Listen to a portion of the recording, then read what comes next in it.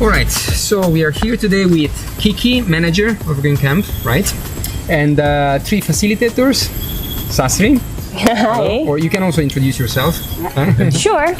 My name is Sasri. I'm originally from Jakarta. My background is in textile design. I studied textile design in Japan several years and 1 year in Mexico.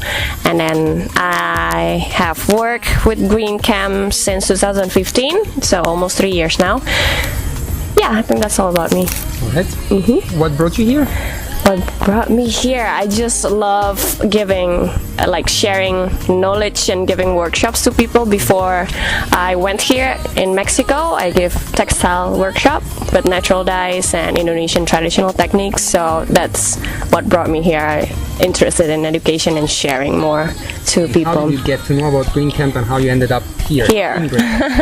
Well, actually, one of my best friend used to work for Green School. She's a teacher, and then she was the one who introduced me with the Green School and Green Camp. And when I joined the tour and I passed Green Camp, I think, well, it's perfect for me. So I applied, and Kiki replied, and yeah, that's why I end up here. Right. Thank you. Thanks. Next man is with a very strange nickname. My real name is Wahyu, but you can call me Wi-Fi as always. I'm a Balinese, and this is my 3rd year working as in Green Camp as a facilitator. I used to work in the zoo before, and then I moved again here since 2015.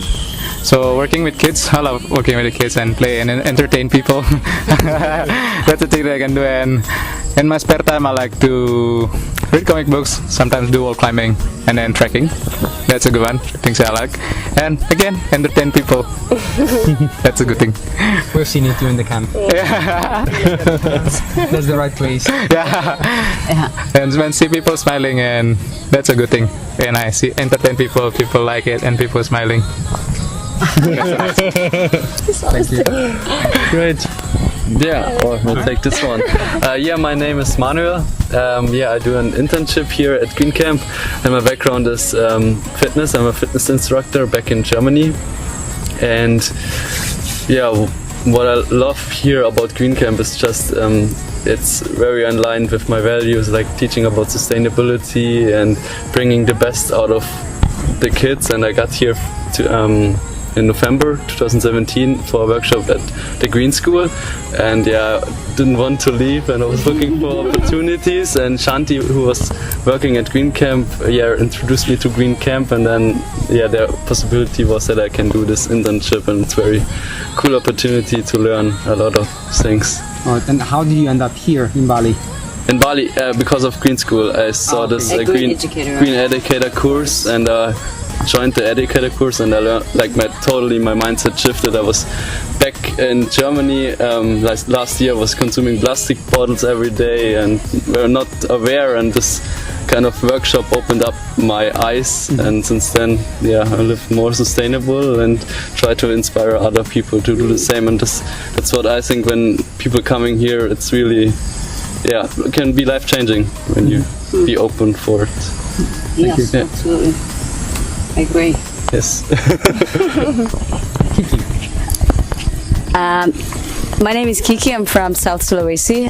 Been working at Green Camp. This is my 7th year to Green Camp. This was actually my first job when I got here. I got the connection through Green School, and I'm still here. I'm still loving everything that I do every day. Looking forward to go to work every day. And then I've actually worked in summer camps in Vancouver for 6 years, and my background, I started my journey as an educator in 2003, and then I found myself enjoying teaching and learning, and I think being an educator is like a lifelong process. You never stop learning, and that's what I love. I love the part of that. And being at Green Camp, I'm giving the flexibility to find to explore different ideas, to explore different programs on sustainability, and that also supports my love for the outdoor education. And and here is a great place for me to be.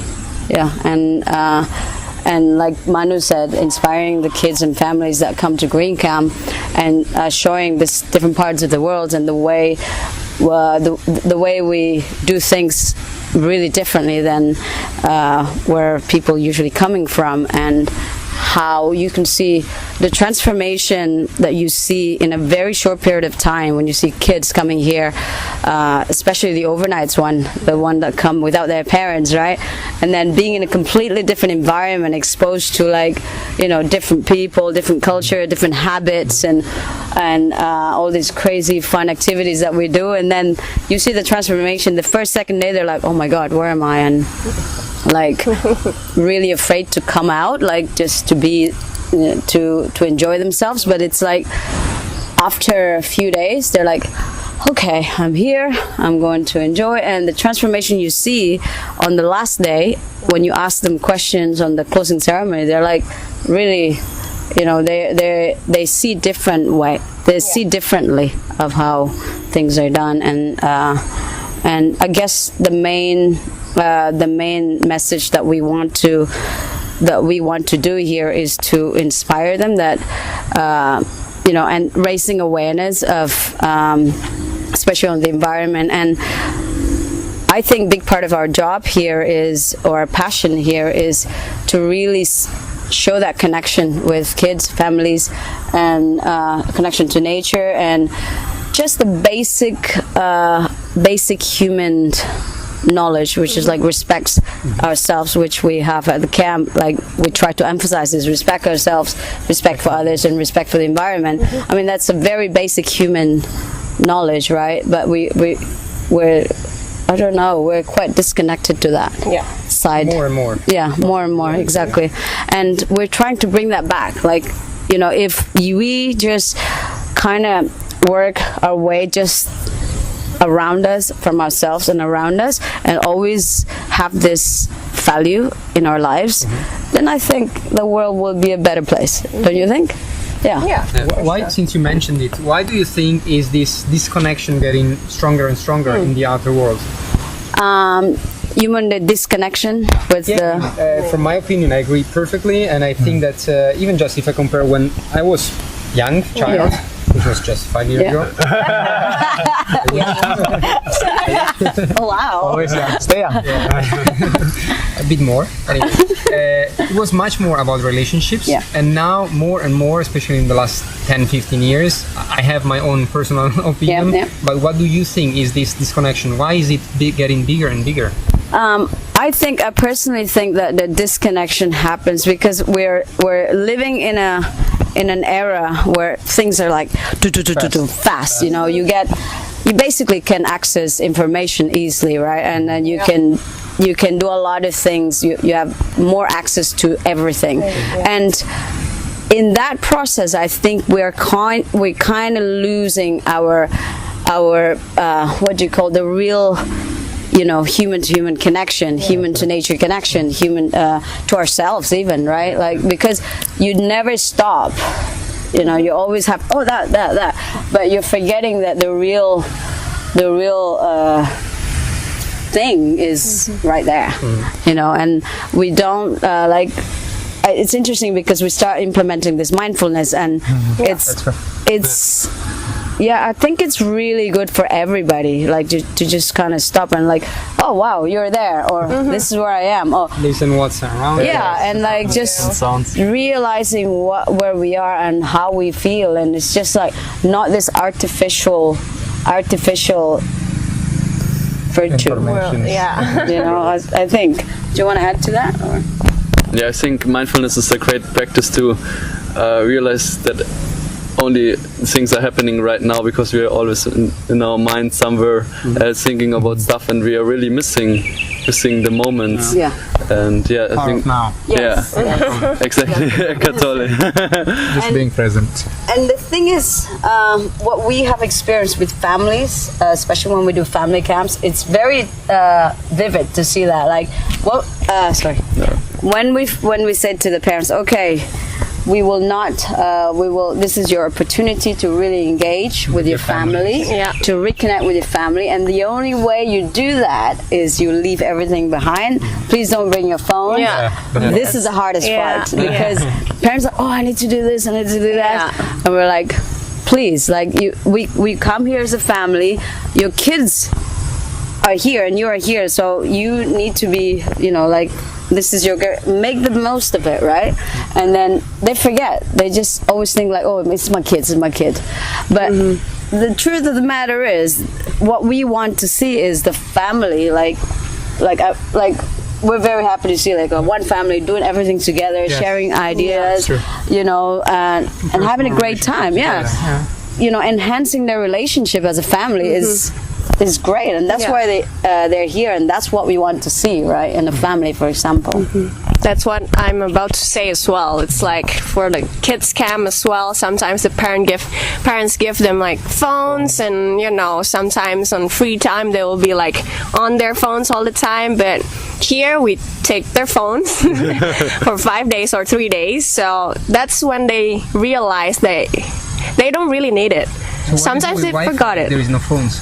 We have human Wi-Fi. So this Wi-Fi will give you another entertainment, which is just go around the nature, play in the nature. Yeah, that's why I think sometimes it's good to be disconnected with your gadget for a few times. I didn't say before, but also my opinion is that technology is a great tool. You have to be able to know how use to it wisely. To don't be just swallowed by it and to be used by it. Even for us adults, like, we find it, it's very tempting. Hard, it's really hard to. Addictive, It's a habit to look always at the phone when you wake up, to look at the phone. But I mean, like I said, this is an experience that we want to share with everybody who comes to Green Camp, but it's also a very good reminder for us as well. We have to, like, it's a good reminder for us, like, being here, and so it's not just we're trying to like educate them, but at the same time we're educating ourselves as well, and it's a learning process for us as well. And that's why when we have the kids or the families, we always say, like, we're here to learn together, like, especially with families coming from different backgrounds. It's very interesting, like you've met some of the parents. Everybody has different opinions on certain things, and it's interesting to see that. I really like it. I enjoy having a discussion with parents. Thank you. Cool. Yes. Well, values, we touched pretty much everything already. Sustainability, relationships, the culture, connection. Appreciation. Exactly. And since you are probably the one with most experience in education, right, among you four, it's a question that you can't really ask to somebody that is into 3 years into education, not because it has simply less experience. But do you see any difference between kids that you were teaching, like, when did you start? You said 2003, so 15 years ago, more or less, and kids now. What do you see? Jeez. Do you see any difference? I mean, probably. Yes, I have. Related I've to seen technology, etc. Or if you have any. I have. I've seen quite a big difference, because the way when I was teaching in in South Sulawesi, in Jakarta, and even I was teaching kids from privileged families, and even though they're from privileged families, they are still like. I would say they still get to do their own thing, right? Like, and today we get kids from very privileged families, and I'll give you one example. We have kids that don't even know how to tie their shoelace, or don't even know that basic responsibility. After you use something, you clean up after yourself. That is not there anymore, because, like I said, they probably have 5 maids at home, or but the way I see it is that the kids from that time, you still have sort of self-responsibility. I make a mess, I clean up my mess.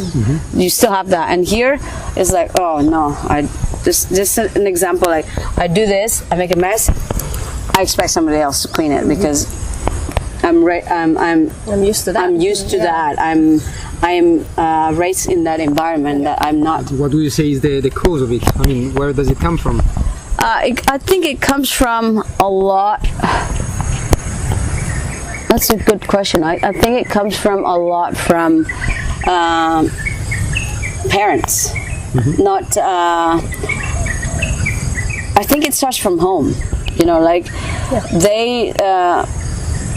Maybe you're raised in a privileged families, and you have a lot of people who look after you, and it's not emphasized at home that even though you have people helping you, you need to have that, you know, basic understanding that if you do something, there's a consequences, and you have to deal with the consequences, and you have to, you know, if you make a mess, you clean up your mess.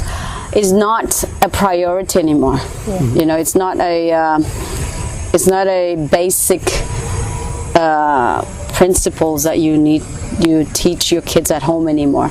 There's more, I think, from my perspective, I think pushing to academics is the priority for a lot of people, right? And do you think the same? no, for me it's not.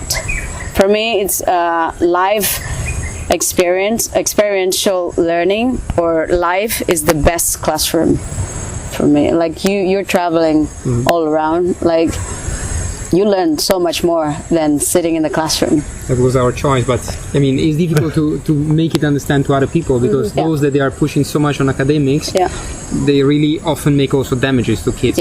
Oh yes, absolutely. Very often.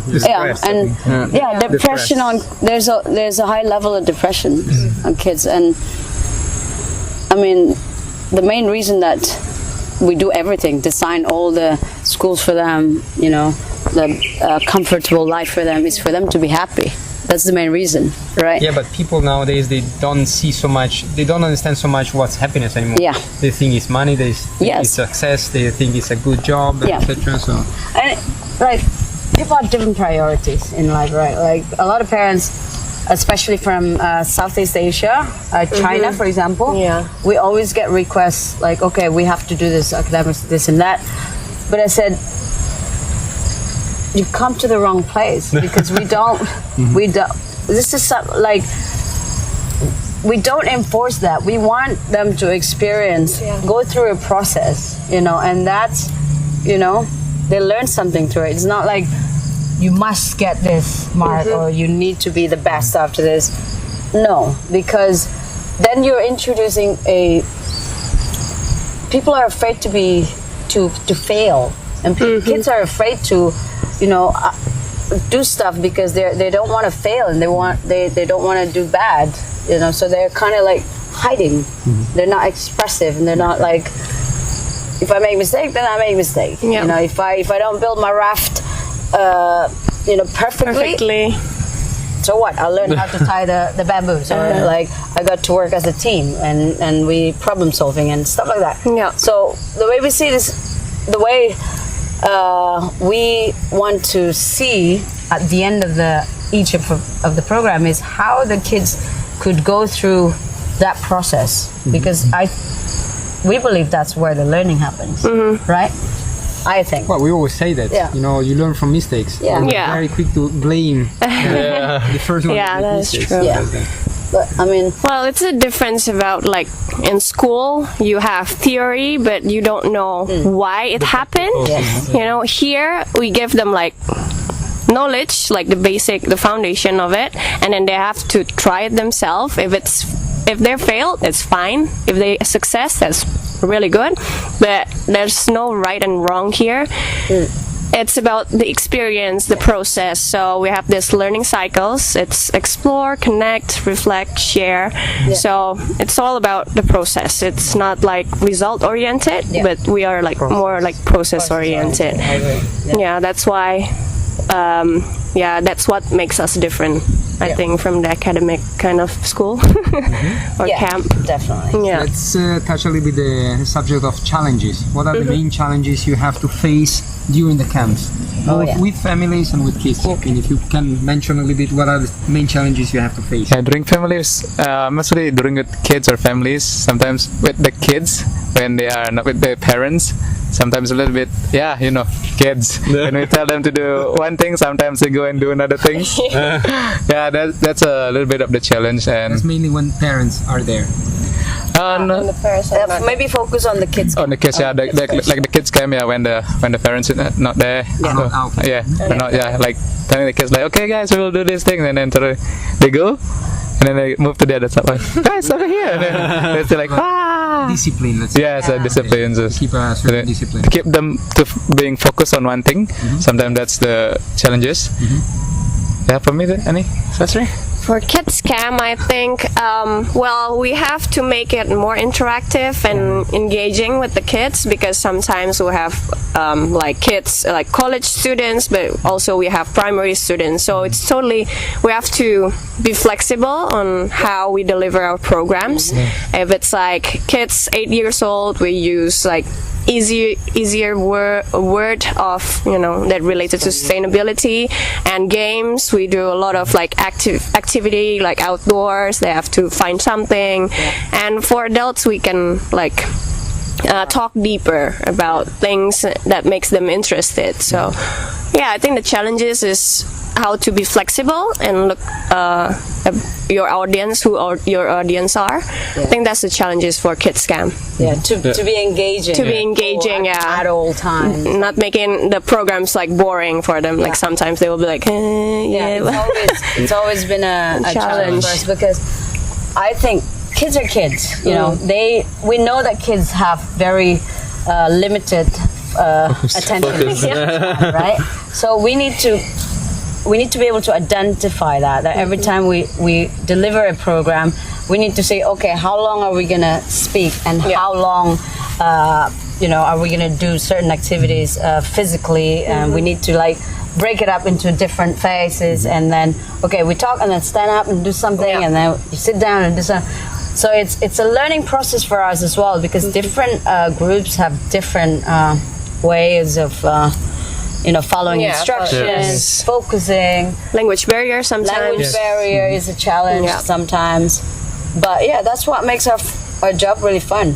Always there's a challenge. What about families? I mean, when you are dealing the entire week with a full family, what are the main challenges you have? Is it easier to keep, let's say, discipline towards kids, or is it more challenging either? I would say the kids are easier. Yes, kids are easier. True, because the kids camps are easier than the family camps. Or during the family camps, it's easier to manage the kids rather than family camps are easier. For sure. But the challenges with family camps are the parents. Yes. Again, because the kids, they just want to have fun. Yeah. Everything you say, like, okay, let's do this. Yeah. You're like, yay. They're really enthusiastic. Parents, okay, we're gonna do this together. Parents and kids, let's work as a team.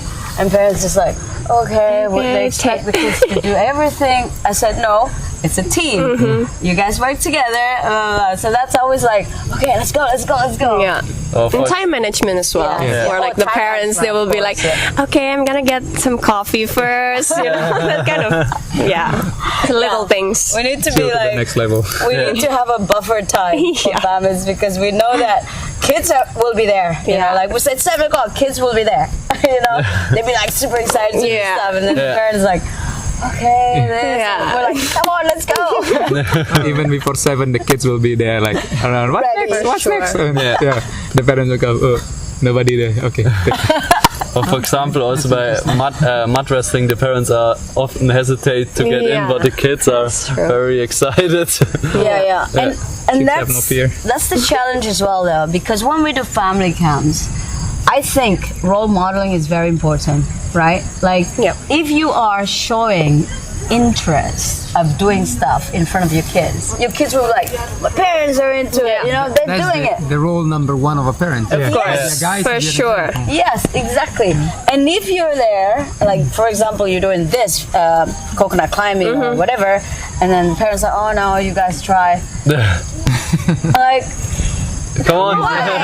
Show your kids, even though you're not going all the way up, but at least show interest. And then I think it's very important to see that connection. You see the kids and the parents, and you see the parents are kind of like, oh yeah, whatever, I've done it, blah blah blah. But it's important to show that to your kids. It's important. I think kids look up to the parents, right? So if they see you have no interest, you don't want to be engaged with them, it's sad to see that. you know, and our job here is to facilitate that relationship, that connection between the kids and the parents. That's what we want to see. Yeah. That's what our programs are designed to, is to connect them. You know? Connect, yeah. So it's always been a challenge. Yeah. It will always I be agree. probably. Yes, I agree. yeah. Yeah, Yeah. Always there. bringing some message out there. So, and maybe there's a last point, because we have been talking a lot about Green Camp, and definitely it's a great place where to come, and hopefully we're gonna be coming back someday with kids. Hopefully, And yeah. I'll be Yay. the first one climbing there. Yes, please. And not only because you said it, but because I love it. I know. If you would like to, if I ask you to say something that people back home they could take, you know, as a takeaway that they can implement and bring into their family life or into their classrooms, for example, because I can imagine people back home, they see this short video and they say, okay, but what you do here or what you do there in Bali, you know, you do it for 3 days, for 5 days, it's very nice, very interesting. They're gonna see the video probably of what the kids actually have been doing, and they don't really see the connection what could be from that brought back home in the classroom. For sure, not much wrestling, for example. But, I mean, what is the takeaway that they can really take and bring in the house or into the classroom? Right. What do you think would be a link to that? I think for families is, you know, I think what we do here, like mud wrestling, for example, or coconut climbing or rough building, is, I mentioned to you, is role modeling. I think it's important for parents to realize that they need to just do stuff with their kids and just let them hurt themselves. That's okay. That's part of being, you know, having fun. You hurt yourself sometimes, or you get dirty. You know, it's part of being kids. They need to experience that, right? And we can't. I mean, I understand that we need to be protective and make sure that our kids are safe, but we can't let that stop our kids from experiencing, you know, Nature, yeah. being The beautiful outside, environment. outdoors, take them Don't out. become overprotective. Yes, yeah, and just do stuff with them. Go out in nature and explore forests, go find insects or whatever. Yeah. You know, that's important, because you can't ask your kids to care about something if you don't show them and if they don't learn about it. And like, we always talk about saving the planet, right? You know, raising awareness to kids, for everyone who comes to Green Camp, to make the world a better place for all of us. But we can't ask our kids to save the planet if they are not connected to it. Yeah. You know, it's hard. That's true. How do you expect them to see that, right? They need to feel it. They need to be there. They need to, you know, explore it, and they probably, when they understand how it works, then they can have their own decision and say, will my actions impact the environment? Will my actions impact others, for example? But they need to be able to see that relation, that connection. So build that connection with your kids, right? Yeah, I would say integrating mindfulness, for example, also in schools or in your daily life, because then you have this connection to yourself and to nature and your environment, and then you can make another habit. For example, what we use a sustainable toolkit, that you change one thing to don't consume, for example, any plastic straws anymore, because it's not necessary. You have a mouth to drink your water. So yeah, that's what I would say. I like that. Yes. Yeah. Apa lagi? Maybe for me is spending the time more in outdoor, maybe together with your kids. Sometimes, because for the people in the city, I think they kind of tired to looking all of the square, tall buildings. Sometimes it's nice to run away to something like some place like this, to see different view, see the sound of hear the sound of nature, play with With that, I mean, since you mentioned it, but to run away in a place like this might sound a little bit, unreachable for some people. I've been living in Italy, I've been living in Scotland, and you have everywhere, even in big cities. I think like Zurich, or I haven't been, or Milan, I haven't been living in New York, but there is also their gardens. Park. And you don't really need to come to Bali, which is wonderful, but it would cost you a fortune to come here. There is everywhere, just a ride of 1.5 to 2 hours, and certainly you are out of the city and you can reach a place where you can really connect with nature. And I think for teachers, for classroom teachers, I think it just takes a bit of effort, to really think creatively and outside of the box. Like, okay, let's say you're learning about, I don't know, math. So you can use nature as your basic tool to do your math, for example, right? At Green School, this is how we adopt. Sorry? Just the thematic maybe. Yeah, thematic is also good. I mean, this is what they do at Green School, and we have adopted that. The holistic learning tool that they have is the thematic. So they learn math, they learn language, they learn science, all that, but they use nature as their theme, right? And if you're a classroom teacher, and you need to be I think you just got to think outside the box and take your class outside. I mean, there's a lot of spaces you could use, I think, or tools. Yeah, that's pretty much what they're basically doing. For example, in Finland, that comes in my mind because we've been there in January, and they are the new curriculum that is the second year that is started, and they are working much more on projects.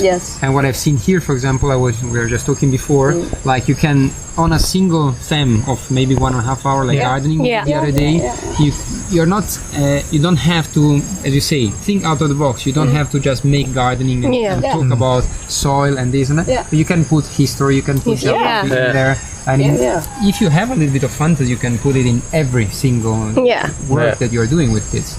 Like where you have been wall climbing, and you can talk about the 3 best wall climbers or rock climbers that ever existed, and where they've been living, in what historical period. So just giving this small information, which is academic, so the teacher will be happy with it because it's making his duty. Also think out of the traditional way of teaching. I think that's important for teachers to recognize that. It's getting into that direction. I mean, Finland, they have always been ahead of other countries as a public education system. And 2 years ago they started, and they are very much into that direction. So working, they will not have anymore any subject, but they're gonna have projects. And in the project we've seen project-based learning, good. Experienced it firsthand. That they've been, for example, in a class of second graders making a scacchiera, the chessboard, and making the chessboard was handcraft involved, was math because they had to draw it themselves, geometry, was history because they learned where chessboard comes from, the game of chess, and who invented it, and history. So there's so much that you can put into there, and that makes the subject itself very interesting. More interesting. The work very interesting. I think it's project-based learning is really good. Like hands-on experience is always fun than just sit there and listening to the teachers. And it's important to say that it's fun also for the teacher. It's difficult to shift, but it's much more interesting for the teacher as well. It's not anymore that boring only, use that lesson always the same way, year after year, but you can really be creative and change that. So I think also for teacher, just thinking out of the box and getting a little bit more creative again, that's definitely good advice. The same with the programs that we run here at Green Camp. Sometimes we say to everyone, like, okay, just however style you want it, if you have any game that you want to try, you need to just try things and see if it works. And if they like it, we do it. If they don't work, then at least we know that this way doesn't work. You just need to be more exploratory. Exploring things. Mistakes again.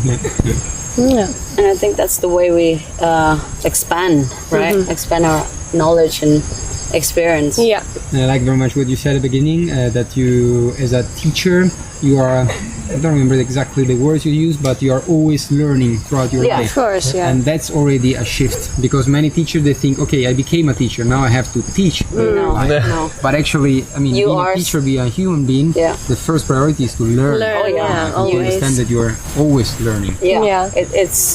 I think that's the biggest or the funnest part of being an educator is you always have to learn, especially today. Oh my God, the information goes so Yeah. fast. You know, you need to always catch up with Catch up, things. yeah. You know, like I think it's the best thing once you realize it as a human being, that there is so much to learn and it's so much fun. So Yeah. yeah, that's the best thing we can have. absolutely. Yeah. Cool. Thank you very much. Thank you you so much. for coming again.